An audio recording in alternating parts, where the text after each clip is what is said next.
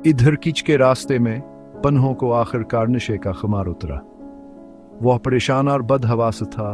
उसने खुद को ऊंट पर बंधा हुआ पाया, भंबूरा और अपनी महबूबा सिसी से मेलों दूर। जब उसके भाइयों ने बेरहमी से उसे अपनी धोखेधड़ी के बारे में बताया तो वह इस सख्दर शदीद गम में डूब गया कि पागलपन की हदों को छूने लगा। वो सिसी का नाम पुकारने लगा। उसका दिल अपने भाइयों की अगदारी का एहसास करके टिकड़े टिकड़े हो रहा था। उसने अपने भाइयों और अपनी शाहीन सल को बद्दुआ दी, यह कहते हुए कि सिसी के बगैर उस चाहता और उसकी जिंदगी बेमानी है। उनकी कोई बेबाता उसे तस्लीन हदीस की। सिसी के लिए उसकी मोहब्बत उसकी सांसों की तरह थी और वह उसके बगैर जिंदा नहीं रह सकता था। वह अपने पकड़ने वालों से आजाद हुआ और एक जनूनी शख्स की तरह अपने ऊंट को मोड़कर भंबूर के फतीजे से वापस भागा। पनो बेताबी से दौड़ रहा था। उसका वाहिद ख्याल सिसी के पास वापस पहुंचना था। उसने सहरा के इस खतरनाक रास्ते की पैरवी की, लेकिन इस बार उल्टे सिमत में। उसका दिल एक मायूसक नामिद से भरा हुआ था कि शायद वह उसे ढूंढ ले, कहो हम महफूज होगी। जैसे जैसे वह सफर करता गया वह हवा में उसका नाम पुकारता रहा, इस उम्मीद पर कहा उस कैपकार सुन लेगी। आखिरकार वह उसी जगह पहुंचा जहां सिसी ने अपनी जान दी थी। वहां उसने उस चरवाहे को देखा जिससे सिसी ने अपने आखिरी अल्फाज कहे थे।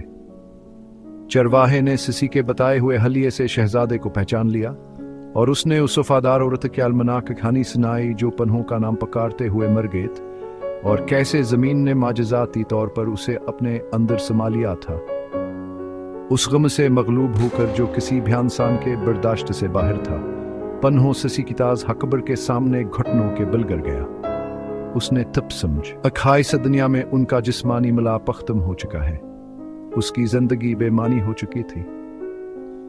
मिट्टी के उस ढेर को देखते हुए जिसमें अबा उसकी महबूबा थी, उसने दुआ के लिए हाथ उठाए। उसने अपने टूटे हुए दिल की तमाम शिद्दत के साथ खुदा से दुआ की, इल्तिजा की कि उसे मौत में अपने सिसी से दोबारा हमला दिया जाए, क्योंकि जिंदगी में अबाकठे नहीं रह सकते थे। उसने उसी मजिज़े के इल्तिजा की कि ज़मीन खिल जाए और राव से अपनी रोहे के साथी के साथ उसकी आबदी आरामगाह में शामिल होने दे।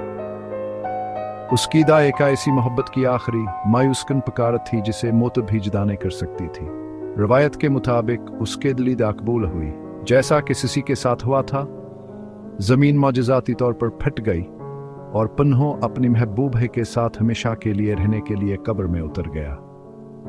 चरवाहा जिसने इस दूसरे माजिज़े का मुशाहिदा किया, उनकी ताकत वरावराल हाई महब्बत पर हैरान रह गया।